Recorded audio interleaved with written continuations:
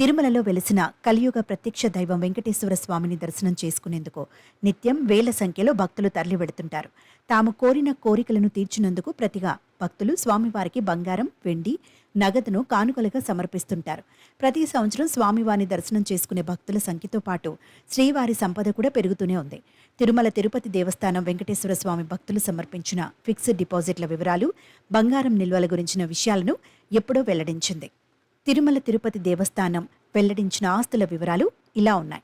వివిధ బ్యాంకుల్లో స్వామివారి సంపద ఫిక్స్డ్ డిపాజిట్ల రూపంలో 17,816.15 కోట్లు ఉన్నట్టు టీటీడీ వెల్లడించింది. ఇందులో 4,791.06 కోట్ల ఫిక్స్డ్ డిపాజిట్లు 2019 జూన్ 30 నుంచి 2023 అక్టోబర్ 31 మధ్య పెరిగాయని తెలిపింది. బంగారం డిపాజిట్ల విషయానికి వస్తే ఇప్పటి వరకు 11,225.66 కేజీలు ఉన్నట్టు తెలిపింది. ఇందులో 3,885.92 కేజీల గోల్డ్ డిపాజిట్లు 2019 జూన్ 30 నుంచి 2023 అక్టోబర్ 31 వరకు పెరిగినట్టు తెలిపింది.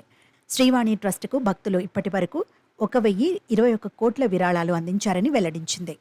తిరుమల వెంకటేశ్వర స్వామి వారి పేరిట బ్యాంకులో 17,000 కోట్ల నగదు డిపాజిట్లు ఉన్నాయి. బ్యాంకులో 11 టన్నుల బంగారం డిపాజిట్లు ఉన్నాయి.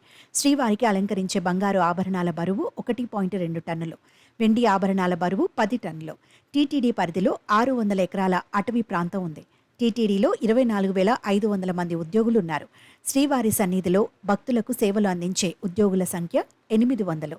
స్వామివారికి ప్రతి ఏడాది 500 టన్నుల పుష్పాలతో అలంకరణ.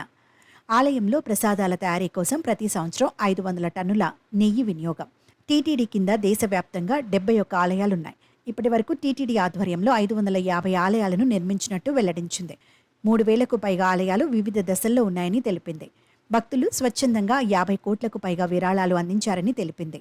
Shri Venkateswara institute of medical sciences స్విమ్స్లో 77 కోట్లతో నూతనంగా కార్డియో న్యూరో బ్లాక్ను నిర్మిస్తున్నామని, అదేవిధంగా 197 కోట్లతో 4 ఏళ్లలో దశల వారీగా మొత్తం భవనాలను ఆధునీకరిస్తామని తిరుమల తిరుపతి దేవస్థానం తెలిపింది.